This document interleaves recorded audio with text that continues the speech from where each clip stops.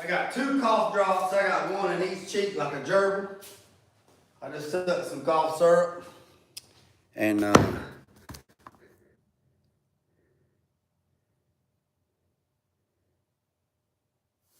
look at Ray. Look at Ray. I'm ready. 5 more minutes. Thank you. Ray, hey. I got 2 cough drops, 1 in each cheek like a gerbil. And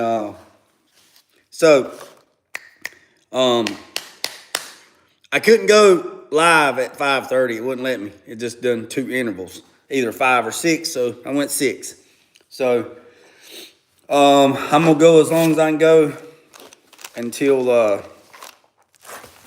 my voice starts going crazy. But I will like to say this. I appreciate everybody. The last live, it was crazy. We ended up being there for a pretty good minute. It was actually nice weather today. It was like 70 some. So I left the side door open. Didn't want to open the big door because I didn't want moisture to come in. I had the side door open and I did a lot of wiring. So, again, appreciate everybody. So, ooh, I bet that was loud. Let's fix this right quick. I'm working on that other camera. So first, let me go by saying I appreciate every single one of you. I think we're up to 1889. I'm gonna have to see what happened in 1889 and put it in my community story. So, and this quarter in my pocket is 1989. How about that? So we're almost up to 2,000. But first, I want to let everybody know I had a subscriber. I got to be careful what I say because when I say certain things, there are certain people that will take the initiative and they will do stuff. And then they will send me stuff, which is crazy because never in a million years I would think that somebody would take their hard-earned money, buy something from me, and send it to me. It is very humbling, to say the least. But you notice I ain't got no hat on. So I made a comment the other day about Peaky Blinders. It's probably one of my favorite shows. I like old gangster movies and stuff like that. It's just I just like the 30s and the 40s, the gangsters and all that stuff. So today I get a box. I get not 1, but 2. Now, I got this today. And there's another one right there. So, let me show you what I got. This is too freaking cool. Woo! Boys and girls, ladies and gentlemen, would you look at that? I got me a Pinky Blinder gangster hat, boys and girls. Y'all better stop playing. Y'all better stop playing. Now, all I got to do now is put the Pinky Blinder things across the front. So this is the first one. So, right there. Pinky Blinders, extra large. I got a big old melon. But that right there is too freaking cool. So a subscriber sent me this one. And also, they sent me this one. Woo! Look like a leprechaun.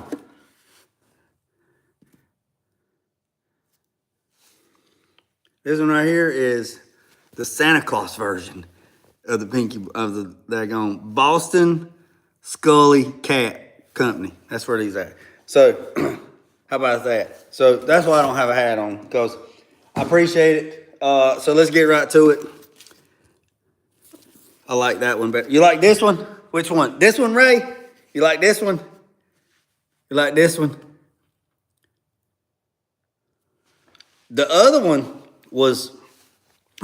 that I said that I liked, the triangles, the pie pieces was plaid, like Two was plaid, two was green, two was plaid, two was plaid. Well, and they said that one was out of stock. But, dude, I got to figure out how maybe I can find the lady that does my hats, that does the embroider. Maybe I can get her to embroider my logo on the hat. And then I can just start wearing these. Be straight gangster, boy. That's great. I appreciate it. All right, let's get to it. Chapter 4. Chapter 4. All right. Like I say, I'd never thought in a million years that somebody would send me stuff. So, yeah, it's humbling, that somebody took out of their day to, because them things ain't cheap. I mean, they ain't cheap. I mean, they cost money. I mean, they're nice. All right, chapter 4, fundamentals of collision damage. That's what we're gonna go over this evening. All right, so bear with me, apologize. Still got this dry cough. And the doctor also said caffeine will aggravate a cough because caffeine will dry out your esophagus and dry out your windpipe. Therefore, it will aggravate a cough. If you have a cough problem due to a cold, stay away from caffeine.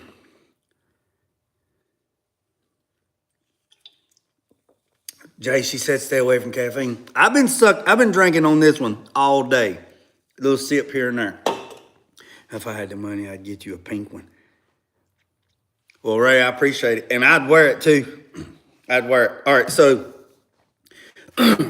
after studying this chapter, you will be able to describe the various factors that will influence the way a vehicle will react into a collision. It identifies bends, body lines, crowns, differentiate between a direct or indirect damage. It explained explain bend versus kink rule, and describe two types of the collision damage found on full frames and unibody. Okay. Technical terms: arrowhead, bend versus kink rule, body line, buckle, collapse, hinge, buckle, combination crown, dent, diamond, direct damage, elasticity,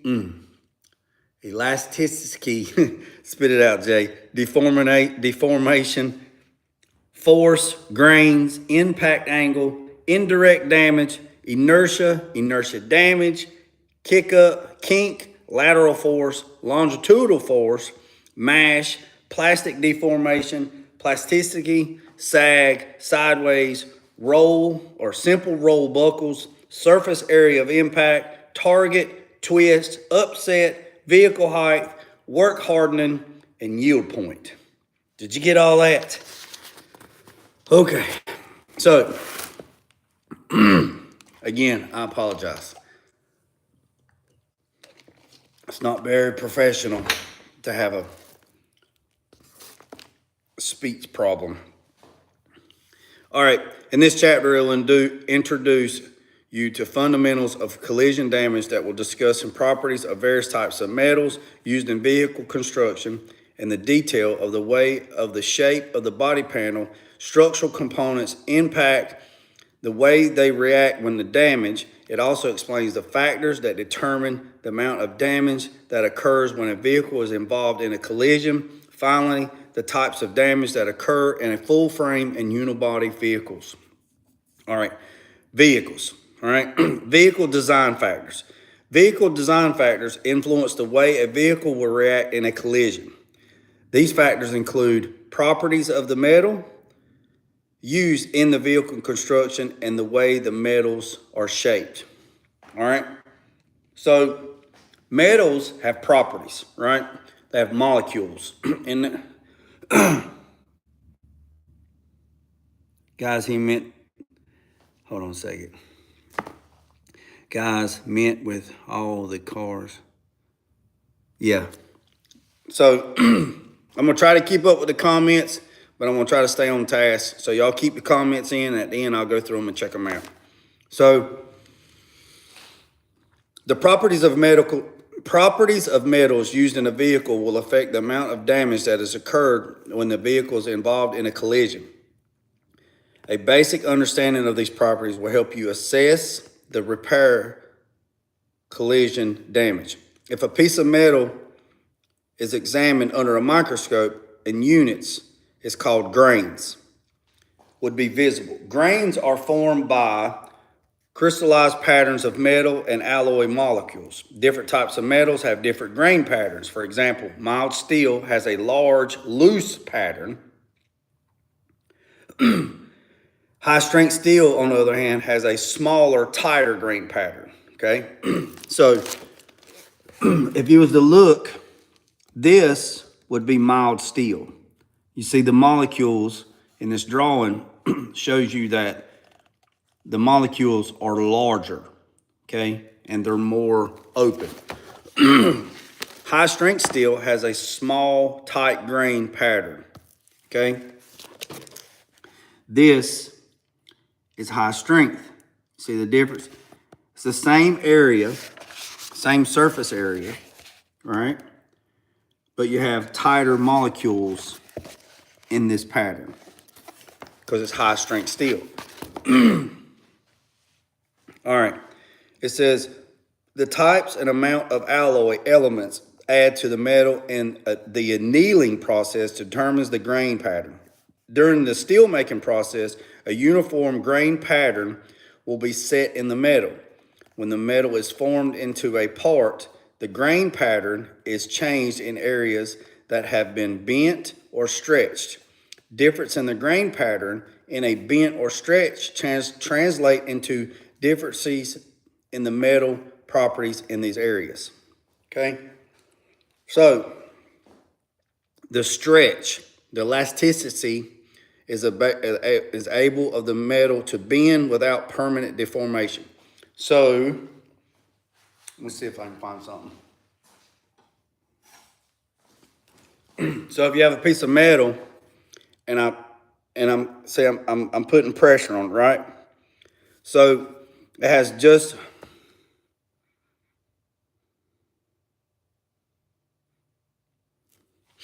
so the elasticity or the stretch, the metal, the bend without no permanent damage. So I can bend this to a certain degree and it will flex back, right?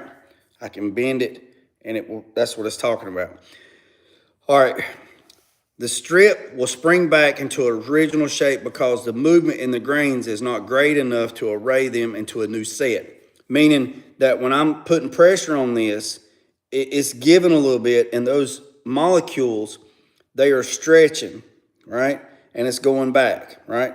I'm just stretching them to the point where they say, okay, we're gonna go back, okay? The different types of sheet metal have various degrees of elasticity. Some variables in elasticity of sheet metal include types of alloy elements and annealing procedure. The shaping of metal will also have an impact of this as well. Some damage to a panel may be elastic deformation. Metal with elastic deformation will return to its original position if force holding the metal out of position is removed. Meaning, I'm putting force, right? I'm deforming that metal, but when I let go of it, it goes back. See? That is what they're talking about right here. I'm putting pressure on it, and then it's going back, all right? Plasticity is able of a metal to be shaped. As stated previously, panels are shaped by bending and stretching flat steel. A high plastic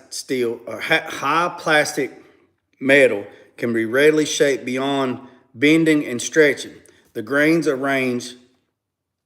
arrangement allows the grains to elongate or compress without breaking. A highly plastic metal can be formed into complex shapes such as fenders, quarter panels. However, a highly plastic metal is not strong. Nevertheless, strength can be designed into the part by adding bends, curves into the part, like elasticity varies according to the metal types of annealing procedures. Meaning, no, we're learning about vehicle design and factors, different types of metal and why they do what they do. All right, so let me see if I can find something right quick. So, that being said, what it's saying is if you take and you stretch a piece of metal,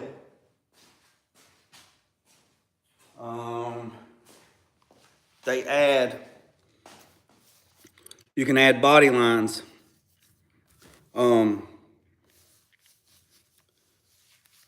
Where's it at? Where's that? Bends and curves in the part. So body lines, according to the metal type annealing procedure. The concept of plastic deformation illustrated in figure 4 is this right here. Figure 4. And I'm going to demonstrate that. This panel has been moved beyond the yield point, resulting into plastic deformation. All right. All right. If a force moves the metal beyond the yield point, it will cause change in the grain's arrangement in one small area of the metal. This permanent change, the grain arrangement, is called plastic deformation. Right. So this piece of metal right here.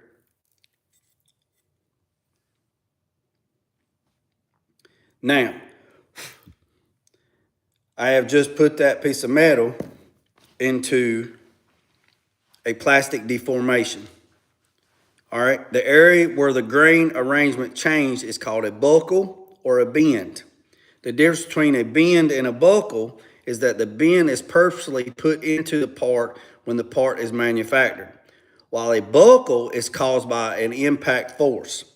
Both bends and buckles are formed by elongating the outer grains and compressing the inner grains. The stiffness or the hardness of the buckle of the metal out of place, the metal around a buckle is not damaged. It is simply forced out of position or displaced by the buckle. Still got my books. Yep, this is the textbook I use at the college. It's an older version, but the same concept. All right, so this piece right here is now this right here is purposely bent. So it's considered, is this a bend or a buckle? So what I just read, what would you say this is? Is this a bend or a buckle? So the difference between a bend and a buckle is a bend is purposely put into a part when the part is manufactured, while a buckle is caused by impact force. So Ray says it's a buckle. Anybody else want to add in? Component shapes. The shapes of a body panel and structural components will impact the way reacted when damaged. Bends, body lines, crowns, and other forms into the panel to increase the strength or improve the appearance. To understand a bend, consider a flat piece of metal, such as a sheet metal blank, that a car is made out of. When viewed from the side, the metal grains are all the same in array. During this process, some of the areas of the sheet metal blank is bent. To look across the section, the grains arrangement is bent will reveal the outer grains are elongated and the inner grains are compressed.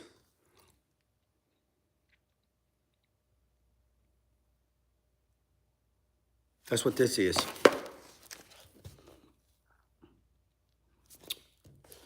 Autobody collision and repair refinishing. So, Ray said this is a buckle. So, this is what it looks like. This is what it looks like when it's flat. All right? This is what it looks like when it's flat. All right? All the molecules are like that. And then when it's bent or buckled, you see how the molecules, See how the molecules on the outer edge are larger and stretched out, and the molecules on the inside are narrow and tighter, because it's tighter here than it's there. See that? All right. So the arrangement is seen in all bends. Mild bends are elongated, compressed, or less pronounced than a severe bend. If we were to push on the metal in a bend, we will find that it is stronger than the unbent metal, right? So when I'm pushing on this, right? So when I'm pushing on this, it is stronger. What they're saying is it's stronger because I have done that than doing this, right? In theory, right? All right, so it's because the change of the grains of the structure increase the strength of the metal in the bend area. Increasing the strength is also often called work hardening. So this is work hardening is what they're saying. I'm gonna find a piece of metal that I got bead rolled, and I'm gonna show you something else, if I can find it right quick.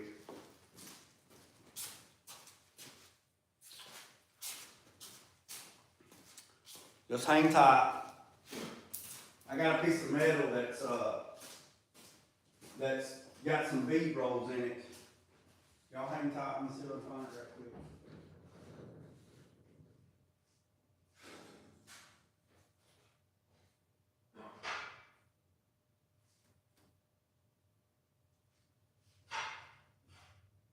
I'm still here. Y'all just hold on tight. I gotta find where I put that piece of metal at.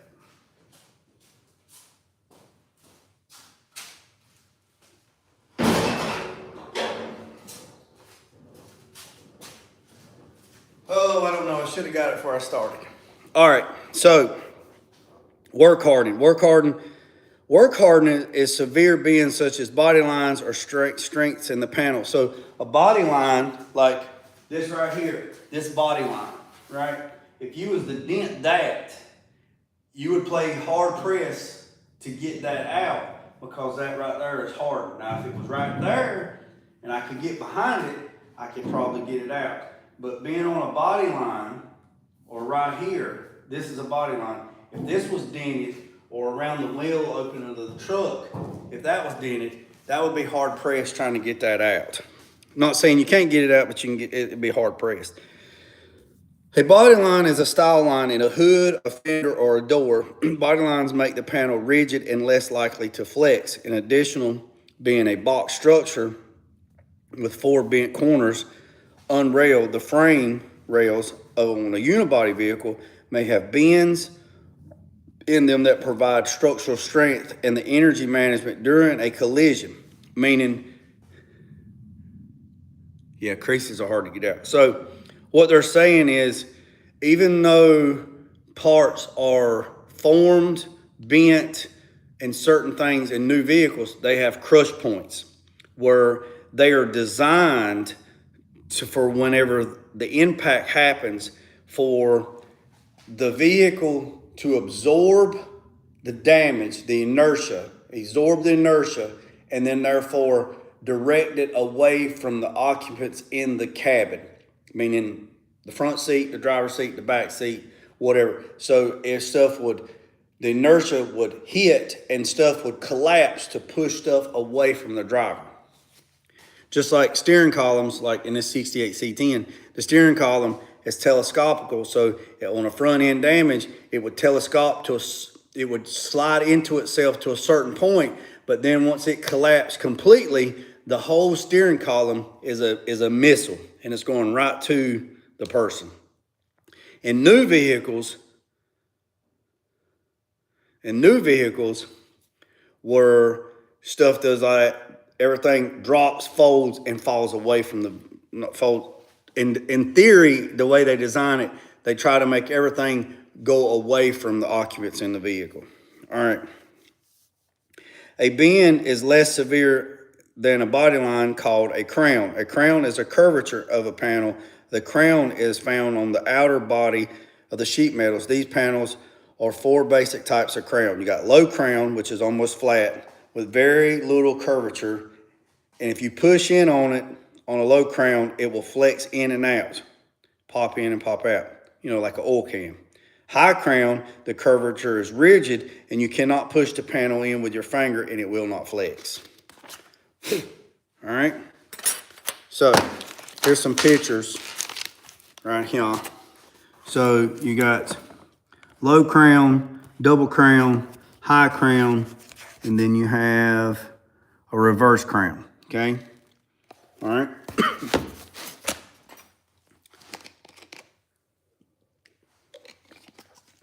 All right, so a double crown is curved in two directions from top to bottom and also from side to side. A double crown panel will not flex. A reverse crown is curved in rather than out, forming a concave surface. A reverse crown panels will not flex. All right, the degree of the compression of the grain in the crown determines the strength of the crown. High crowns, greater curvature means the greater strength. A combination crown means that the panel has at least two types of crown, a low and a high, okay? Because most panels have a combination crown, it is useful to think that the crown in terms of the area rather than the panels.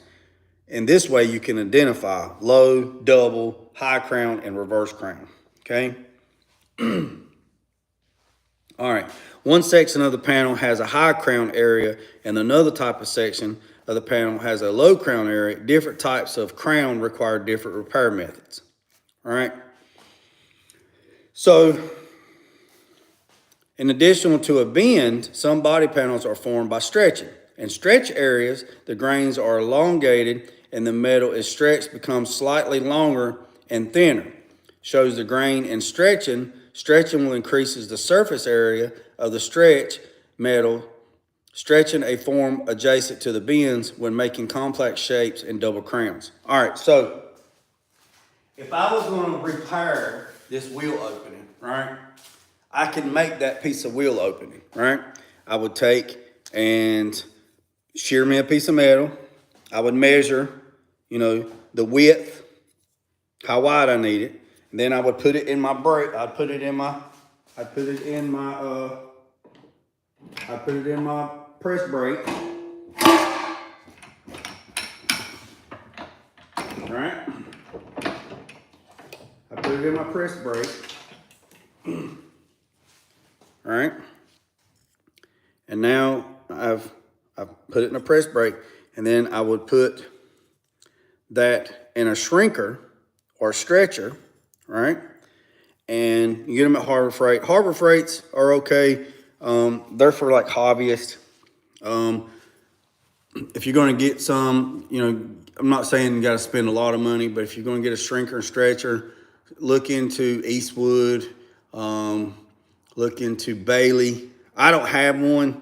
I've been on the fence about buying one because I don't know which one I want right yet. So there's different versions. So you could take this piece right here and I could put it in the shrinker and I could just start shrinking the metal. And what that would do, this would turn that into a U.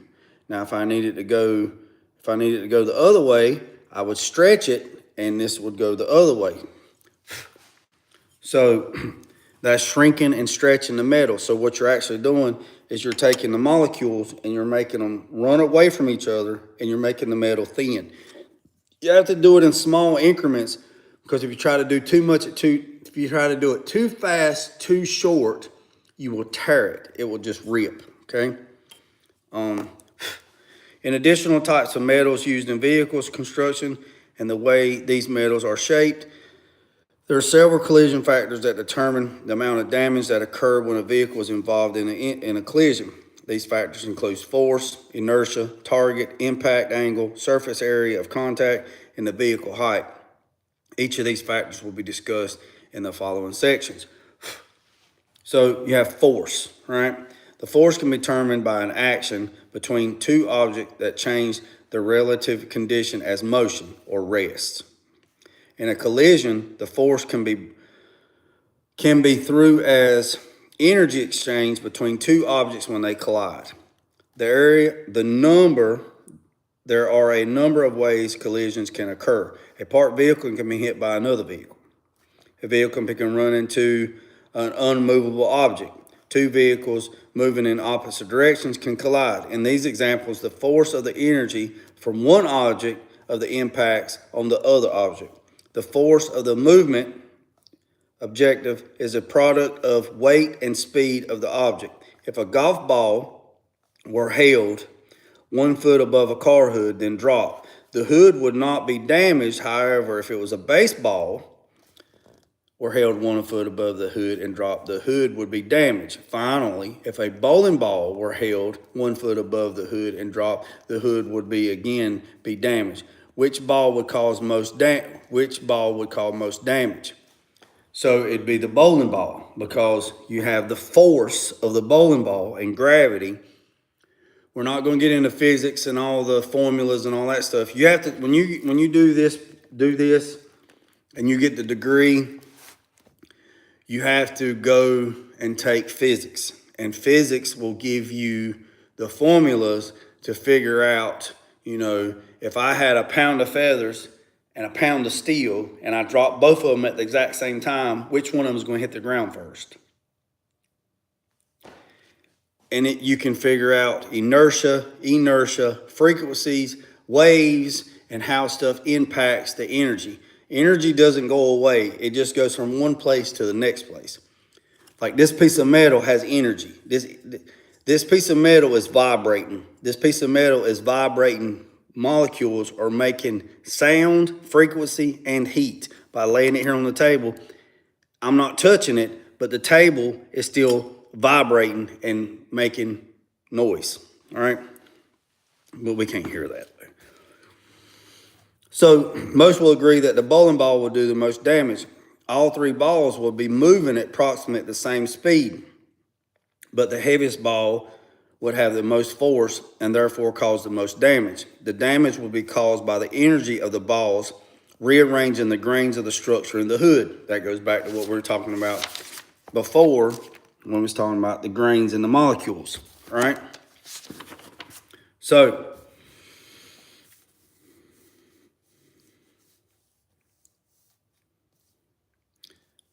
the golf ball would not cause damage because the force of the golf ball would not exceed the yield point of the metal, all right?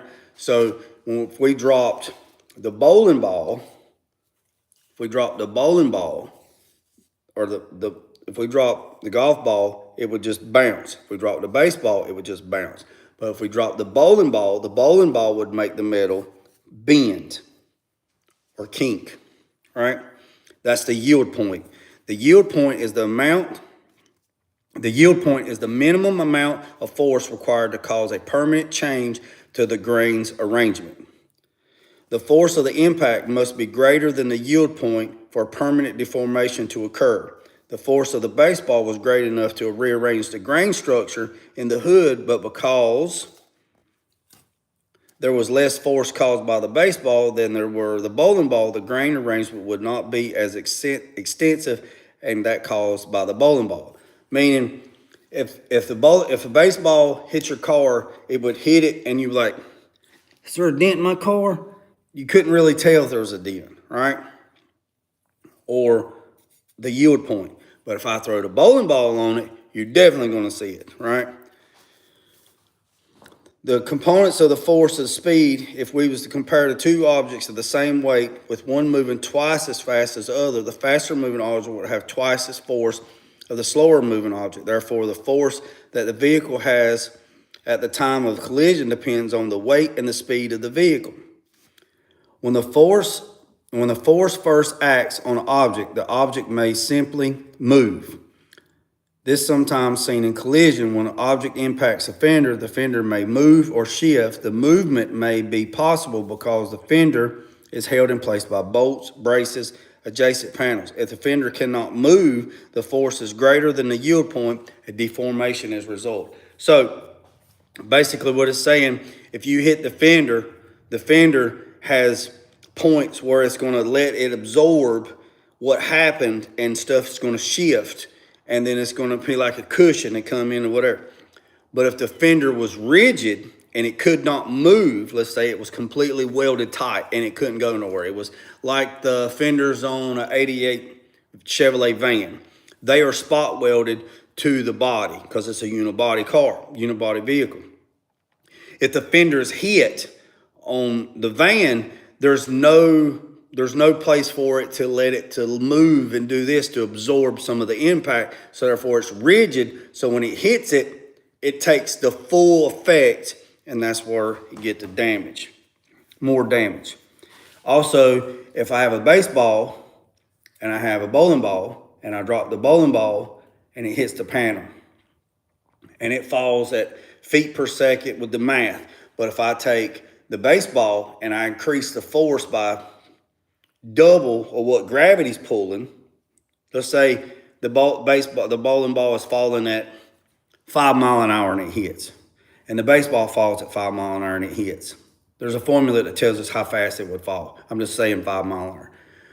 So if I drop the baseball or drop the bowling ball at 5 miles an hour and it hits the hood, it's gonna make a damage. If I drop the baseball at 5 miles an hour and it hits the hood, it's not gonna make that damage. But if I take the baseball and I throw it at 10 miles an hour, it's gonna make more damage because it has more force.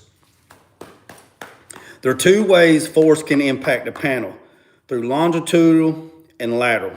Longitudinal force applied from one end is applied to a piece of sheet metal, and if that piece of sheet metal panel is not attached to anything, the force will simply move the entire panel to the left, and there will be no distortion in the panel.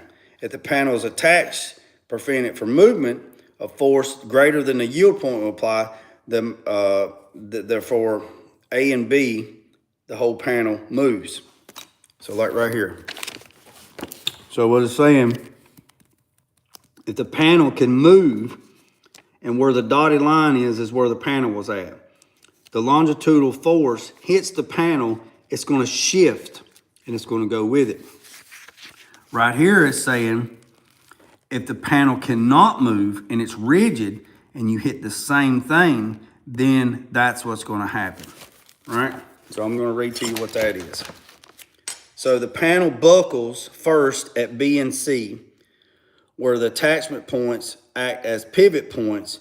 When the buckle at B and C resists additional movements, another buckle forms at D and E. So that's what it's saying right here. So the first, it says, right here, it says, the panel buckles first at B and C. B and C is where it buckles, all right? Whereas the attachment points are the pivot points when the buckle. An additional movement, then it buckles at D and E, and then you have that.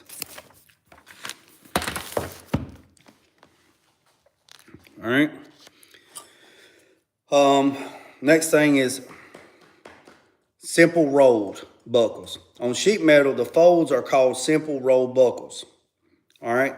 To demonstrate a concept, hold a piece of sheet metal, hold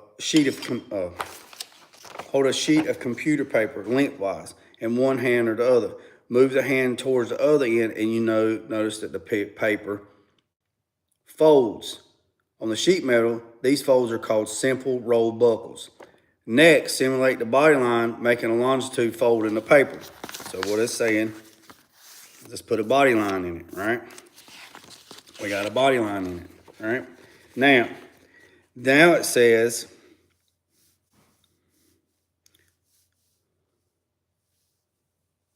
again, hold the paper lengthwise in one hand and move the other one towards. As you notice, the folded paper is more stiffer than the flat sheet, right? Now, you see what that is called? Collapse hinge buckle, okay? Excuse me. Longitudinal force can cause collapse hinge buckle at a body line. The metal at the body line is very stiff. If it buckles and forms at the body line, the damage will be even stiffer.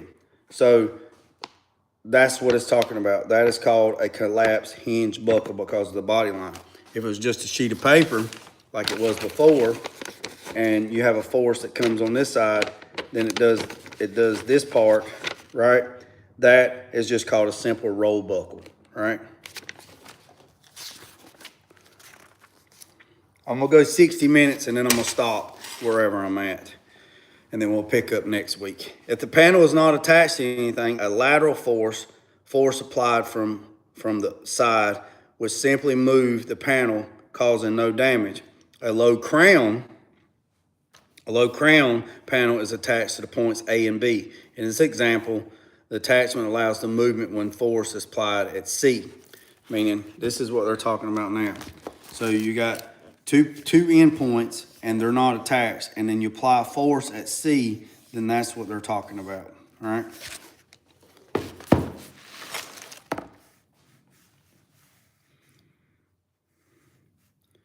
It says if force is removed before attachments A and B begin to resist movement, there will be no buckle at C. If a draw-in at A and B absorbs the force at C, so the force will not act on the grain arrangement, if there is a raised A and B, the panel will return to its original shape, all right? But it also says, as demonstrated, if the example cannot happen, therefore the buckle forms at C, the grains at C attached A and B are elongated or stretched. These surface areas of the metal are permanently increased. The type of damage is called a dent. So this is what they're saying. So if you have a panel and the force is pushed on it and it doesn't upset the other 2 points where it stresses them out, then you let go of it, it will go back. But it's saying that if the 2 points A and B, if the force is greater and A and B cannot handle it, then you end up having a dent. And the molecules go back to what I had before when I took the piece of metal and bent it, okay? All right. The buckle becomes work hardened and resistant to force. The buckle indicates how far the force traveled through the panel. This type of damage is called an arrowhead. An arrowhead can also be formed by longitudinal force acting on a high crown panel, demonstrated by pushing on one end of the paper cylinder, and this force should form an arrowhead in the cylinder. All collision damage found in a vehicle caused by force from the side lateral or force from one end of longitude. If you understand the 2 basic ways that force can cause plastic deformation in a panel, you will have a much easier time to examine the repair damage. In a summary, when a force acts on a panel, it will first move the panel. If no movement is possible, the force will create buckles in the panel. A longitudinal force causes folds and buckles. A lateral force causes stretching in low crown panels and collapse the arrowhead in the high crown panel. So, when you go look at vehicles, some places are really, really good and they hide where you can't see damage. But if you're going to go look at a vehicle, pop the hood and look where the hood bolts are, all right? Pop the hood and look where the fender is bolted to the core support. Most times, they don't pay attention to detail on those and mask them, paint them, whatever. They just adjust everything, and you can see where the factory line was from the factory and the fender has been replaced or been moved or whatever, and you can see where the bolt head, you can see where the bolt head and the panel has moved, right? Like, see, this thing has a little bit of play in it, right? So if it's there where it was from factory, then there will be a factory line there. But if it was moved over just a 1/16 of an inch, you could see that and see where it's at. If you understand how damage works and how force works, you can look at a vehicle. Go to a dealership at night when there's nobody there, and just walk around and look at all the brand new cars and look at the body gaps. look at all the body lines, look at the gaps, look how everything's going, and then go to their used car section and look at the same thing. And look at the body gaps, look at the body lines, look at the way the headlight lines up, and you can see where the body lines are not consistent because it's either had some repair or been bumped or whatever. And you can kind of, even if it doesn't show up on Carfax, sometimes stuff don't show up on Carfax because it's under a certain amount of number. And some states are different. I don't want to say one state's versus other, but in some states you only have to have X amount of dollars reported before it flags on Carfax. Some places they pay out of pocket.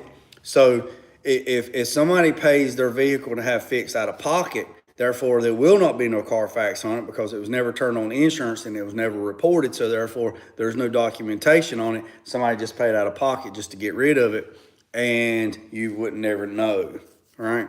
So let's see, we're at 46 minutes. So I'm gonna try to get to inertia and inertia damage, and then probably stop at impact angle, and then we'll go from there, and then we'll stop because there is a lot of information in this. Might take a couple, yeah, there's like 9 or 10 more pages. So it says right here, let's see, inertia. If an object is not moving, the energy or force required to make it move. If the object is moving, the force is required to make it stop. So inertia is the tendency of an object to remain at rest or to remain in motion. This means that the moving object stops, or a stationary object will move only if the sufficient force acts on it. Let's look at a stationary object first. Consider a large rock sitting near a road. The inertia of that object is determined by the weight of the object and the strength of the attachment holding the place of the object in place. The inertia of the rock is simply a function of its weight, right? So the rock is sitting there, right? So the inertia of the rock is simply a function of its weight. There is no attachment holding it in place. So if a subcombat car moving at 10 miles per hour or 16 kilometers, lightweight vehicle, slow speed, therefore a small force, hits the rock will not move. The force of the car is not greater enough to overcome the inertia of the rock. However, the rock would move if it were hit by a large sports utility vehicle moving at 50 miles an hour or 80 kilometers. Why? The sports utility vehicle, the SUV heavy vehicle, high speeds, therefore a large rock has enough force to overcome the inertia of the rock. It's a lot. It's like a big word like mayonnaise. It's a lot. So the rock is sitting stationary. The inertia keeping the rock in place is the rock and gravity, if you believe in gravity. If a small car hits the rock, the small car doesn't have enough force to move the rock, therefore it's still stationary. But if an SUV running 50 mile an hour hits the rock, it's got enough inertia to move the rock. The force is greater than the inertia of the object must be applied. As mentioned previously, inertia is also influences object that are already in motion. Unless a sufficient force acts on it, the moving object will stay in motion. Some people launch boats this way. The boat is placed in a bed of a pickup truck with the tailgate down. The truck is back towards the water at a high rate of speed. Near the edge of the water, the truck slams on the brakes. The truck stops at the water's edge, but the boat slides out of the bed and lands in the water. This is an example of inertia. Both the truck and the boat was moving at the same speed. The force of the brakes stopped the truck. However, the boat was not attached to the truck. Therefore, the braking force did not act on it. The boat stayed in motion until it hit the water. So, if you're riding down the road and you take this old bottle and the car is running 60 mile an hour, and I take this bottle and I'm sitting in the front seat, I'm not moving, but the car is moving 60 mile an hour. Everything in the car is moving at 60 mile an hour. The water bottle, my body, my lungs, my heart, my brain, everything's running 60 mile an hour.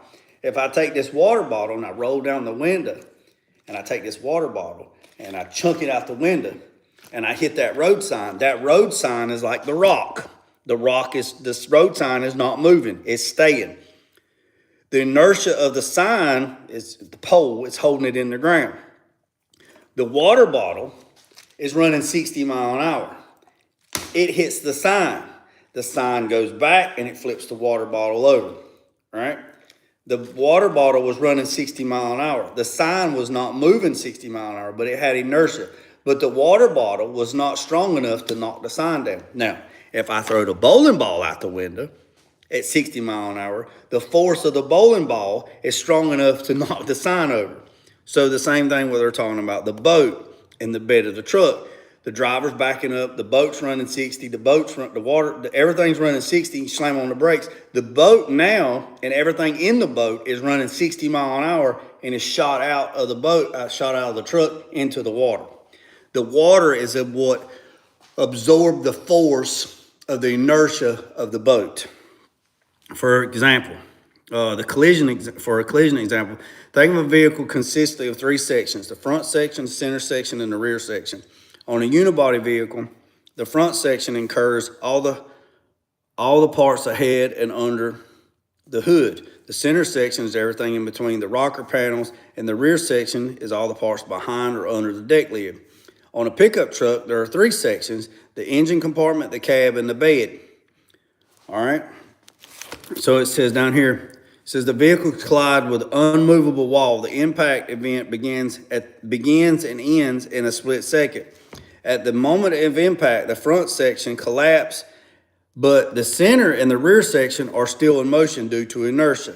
When the center section can no longer move forward, forces at work may cause the rear end of the vehicle to rise off the ground. Everybody's seen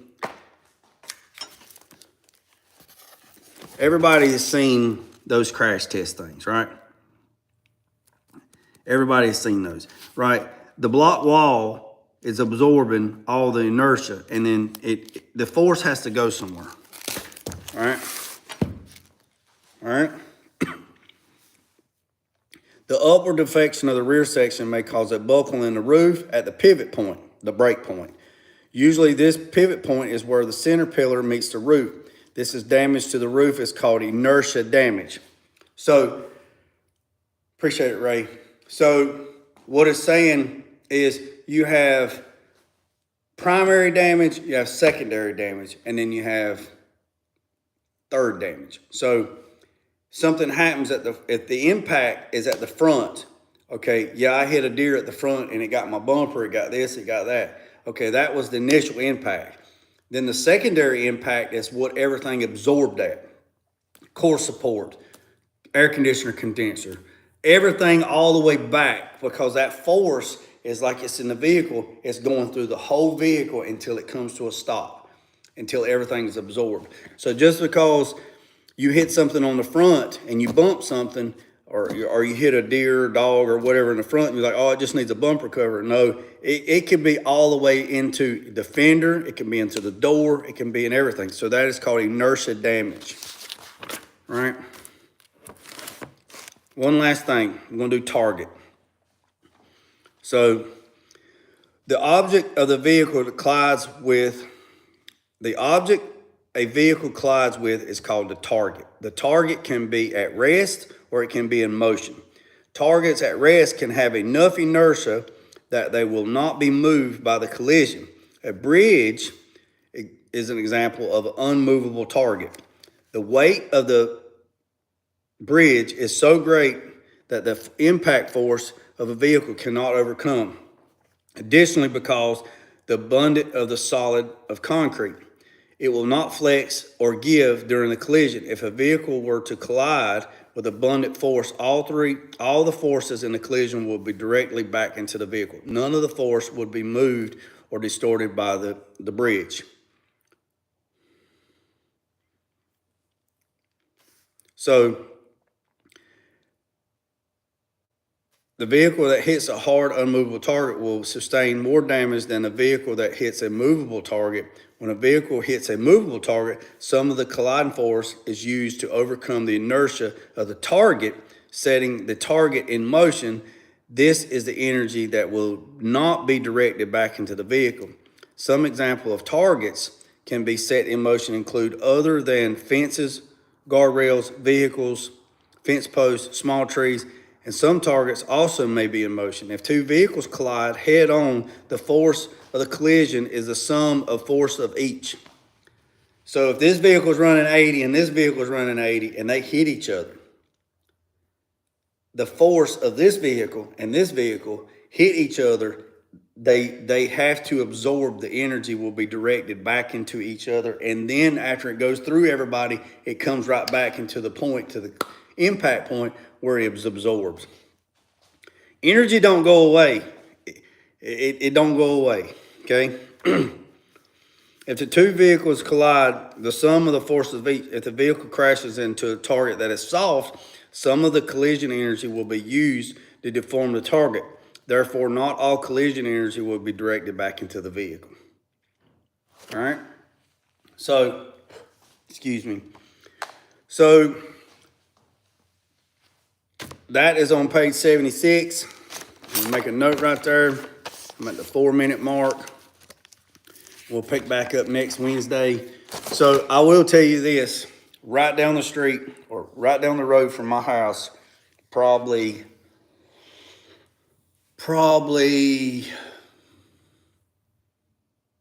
I don't know, 150 yards. 150 yards down the road, there is a creek bottom, right? And one Thanksgiving, it was nice, it was pretty. A few years back, heard a big boom. I mean, if the target is moving, then wouldn't inertia of the target also affect the inertia of the vehicle, or does it overcome because it's faster object moving?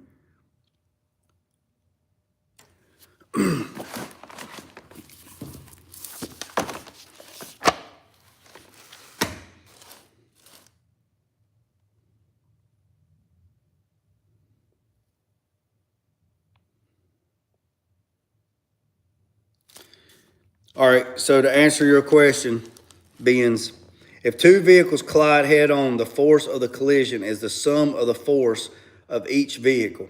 If the vehicle crashes into a target that is soft, some of the collision energy will be used to deform the target. Therefore, not all collision energy will be directed back into the vehicle. So if a vehicle that hits a target unmovable, the target will sustain more damage than a vehicle that is hit on a movable. All right, so it says, like it said over here, it says a target that is not, oh, you said a target that is moving, wouldn't it? So what it's saying that if the target is moving, like another vehicle, that vehicle will absorb some of the inertia if that vehicle is a softer target. If that target is a harder target, then the inertia will go back into the vehicle that actually hit it. So if you got this vehicle and this vehicle, and this vehicle is running 60 mile an hour, and this vehicle is running 40 mile an hour, and this vehicle hits, then this one is the softer target. So this one has a greater force than this one. Now, so it's going to absorb, this one is going to absorb more than this one. Now, if they're both running 80 mile an hour and they both hit each other, they're equal and they will both absorb each other. Does that answer your question? So I heard a big boom. Like super quiet night, Thanksgiving. It was warm, like in the 60s, 70s, like today. Super cool. Heard a big boom. I mean, it sounded like thunder. Go outside, I look. Not a cloud in the sky, stars everywhere. You can see everything. There's no light toxicity or light pollution. Like folks have in the city. There's no light pollution. All right. 'Cause I don't have no neighbors. So there is just literally, nothing. And then I walk to the road. I look. The moon's out. There's nothing. Don't hear anything. Thank you. Thanks for your question. Is a total 160. Ray, I don't know. I'll have to do the physics on that. I don't want to say that is the answer. I don't want to be wrong. I don't want to give bad information. I'd have to do the yes, right there. So so I didn't see anything, right? Didn't see anything, nothing. Come back in the house, nothing. The next morning, this was around 11:30, 12 o'clock. The next morning around 7 o'clock, my phone rings, and a buddy of mine, he was on the fire department, and he says, "Hey man, are you in the Jeep? Are you in your Jeep?" And I was like, "No, I'm standing in the yard. What's up?" Because it was during duck season. He's like, "Man, you duck hunting?" And I was like, "No." He's like, "Man, are you stuck in the creek?" And I'm like, "No, I ain't stuck in the creek. Why?" He said, "It just come across the scanner that there is a Jeep in the creek stuck." And I'm like, "What creek?" And they called out the creek's name. And I was like, "Man, that's right here at the house." So I jump in my Jeep and I go pull out the driveway. And when I pull out the driveway, there is a white car standing in the middle of the road with their blinkers on. So I pull down there, I pull off. It's a pretty big embankment, right? Pretty big embankment. And I said, "Are you all right?" And she says, "I'm fine." She said, "But I think there's a vehicle in the woods right there." And I was like, "What?" And I looked to my left, and sure enough, there was the backside of a Jeep Cherokee sitting in the woods on its passenger side. Had no taillights. The Jeep was black. Had no taillights, no back glass. All right? None whatsoever. So I called my buddy back from the fire department, and he said, "Man, we're on our way." And I said, "Man, there is a vehicle that has hit this big water oak down here at the creek bottom, and it's bad." He said, "Man, we're on our way." So I pulled my Jeep across the road. To block traffic. I tell her to pull on up because the fire trucks, EMS, were coming that way. So I said, "They're coming from that way, so you need to move." I slide down the embankment and look into the Jeep, and like I said, it's a Jeep Cherokee. It's on its side like this. So here's the Jeep Cherokee. It's on its side, and it hit the tree, and it was wrapped around the tree. But here's the crazy part. Where the Jeep hit was 11 feet up, because you got the road, right? And then you got the creek, you got the bottom, the ravine. So if you're standing on the road and you're looking down, it's like 11 feet down to the creek bottom, right? Two big culverts under the road, two big the huge culverts, right? Or drain tiles, whatever you want to call them. The Jeep is in there like this, and it's pushed. It's like a banana. So I climb, I go around, I look into the window. No bueno, no good, no good. No good. Fire trucks, everybody gets there, whatever. Everybody gets there, everybody's whatever. Say, "What's going on?" I said, "This is what I found, this whatever." They said, "Fine." So they blocked they blocked the road on both sides. Nobody can get through. So this is where physics, and this is where math, and this is where all this comes involved. There was 5 highway patrolmen here. There was a sergeant that was here, and they had to do, terrible. They had to do the math to figure out how fast he was running when he left the road. And they did all the math to figure out. So they walked back up the road. He run off the road 208, about 300 yards up. He run off the road. So almost right in front of my house, he run off the road on the right side, right? He overcorrected and run off the road on the left side. He overcorrected and come back across the road. And when he come off across the road, that point and crossed the road, he overcorrected. The Jeep turned sideways, and you could see the black marks in the road where he slid like 100 some yards on its side. I mean, not on the side, slid on its tires sideways like this. When he left the road and hit the water oak, he hit the water oak at 11 feet up. So if I'm standing at the base of the tree and I measure up, he hit the tree 11 foot. My ceilings are 12'6". So from the floor to my ceiling is 12'6". He hit that water oak at 11 foot, about 11 foot tall, which is about level with the road. He come across and hit, right? He hit that tree, boom. The Jeep Cherokee wrapped around. He hit it right on the angle, like on the passenger side door, right at the top of the door. He hit it like that, and the Jeep wrapped around that water oak. That water oak is still there to this day. This son of a gun is like that big around. He hit that water oak. When it hit it, he slid down the tree, hit it so hard, it knocked the windshield out. It knocked the windshield completely out. The back glass was about 40 yards down into the woods, just throw through the briars and all that stuff. It knocked the tail lights out of the Jeep. That's why when people was coming down the road, they didn't see the reflection of the tail lights because there was no tail lights to reflect. It knocked the tag. There was nothing on the back of the Jeep. No tag. The tag was in the creek.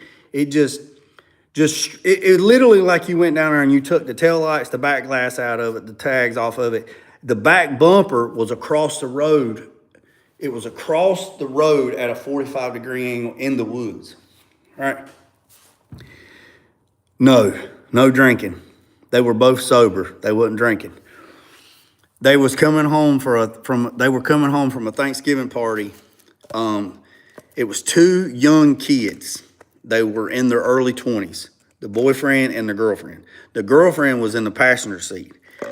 Now, I'm not going to get into detail because I don't want to tell too much, but talk about inertia and target. The tree was the target. The truck was the moving. All the force from that Jeep, from hitting that tree, did not go anywhere. That tree did not move. That Jeep absorbed every bit of it. So when they finally got the Jeep pulled back where they could get the Jeep out into the road, the Jeep's on its side.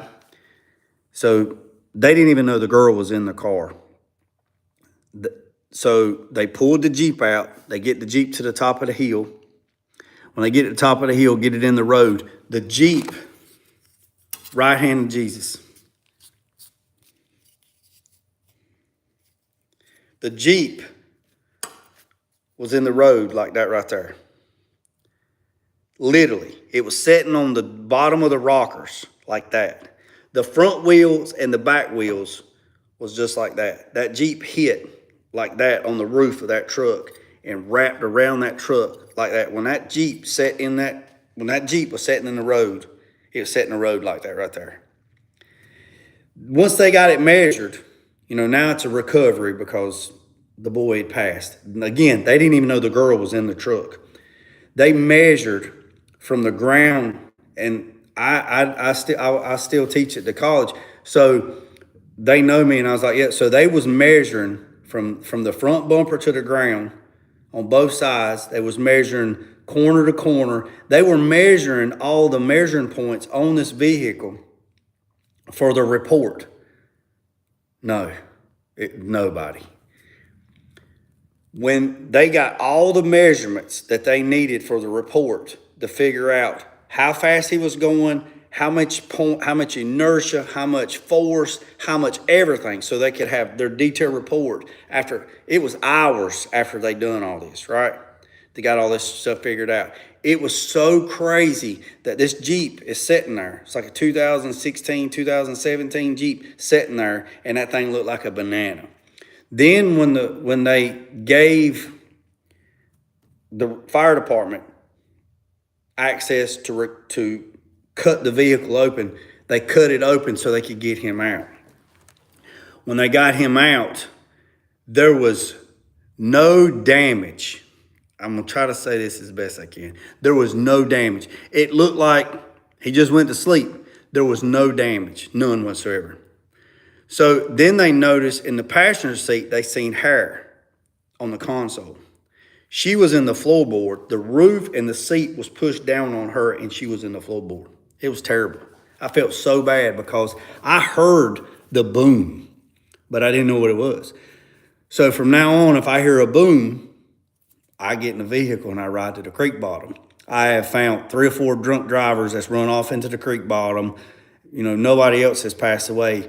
But they get this boy and girl out, and they had no damage. And I felt so bad because the EME was there, and I said, man, I heard this. I said, dude, he said, man, there wasn't nothing you could have done. He said they were DOA when they hit the tree. The force of the impact, when they hit the tree, the inertia from the force, from them traveling, hitting that tree, and all that force absorbing back into them, it shut them down. So,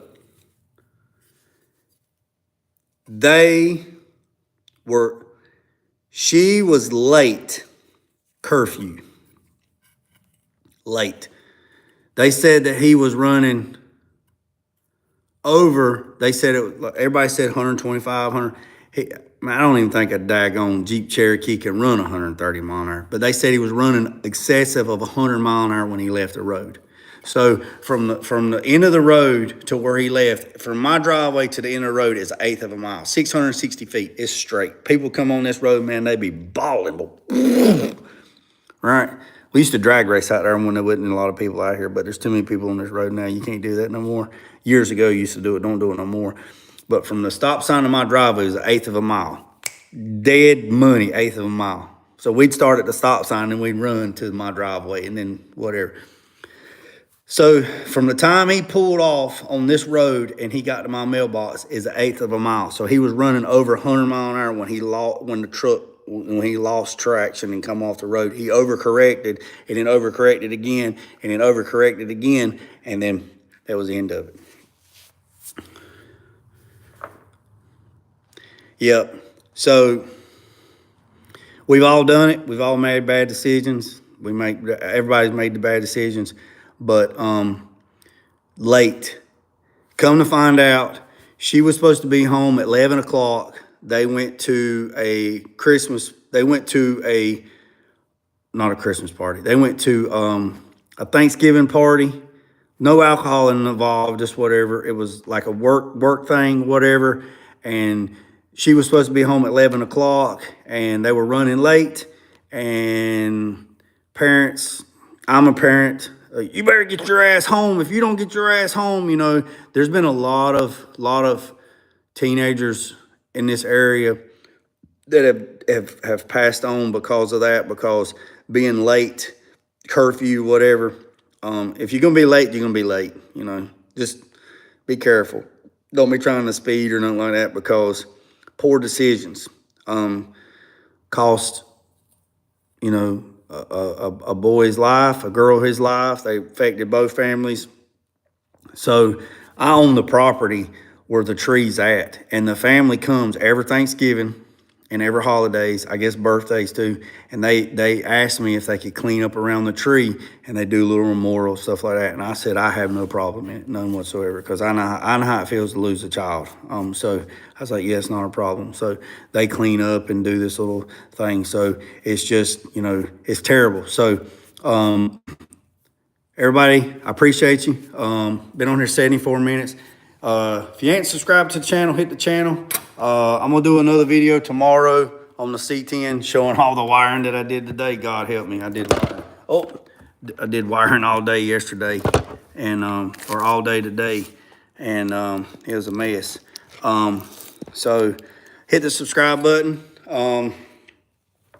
I know Ben's give out some free memberships yesterday, so I greatly appreciate that. So there's a video that I had that was locked, and I opened it up to the membership to see if anybody that had the membership could watch it, and one person watched it, so it was open. So that kind of worked out pretty good. So I appreciate that. I'll make a live tomorrow talking about the install of the gas lines and the fittings and all that stuff, or I might do it Friday. I'm not sure. Either way, I appreciate every single one of you. Appreciate everybody on here. I'd rather get a phone call something later than phone. Yeah. Look, okay, so hold on a second. It says Richardless Mo is in green on my side, and it's got a star beside. So that tells me he's a member. So he either must have got a membership or he got one from Ben's, because Ben's give out some membership yesterday. So he has that. So Richless Mo, did you get? So yesterday Ben's give out free memberships.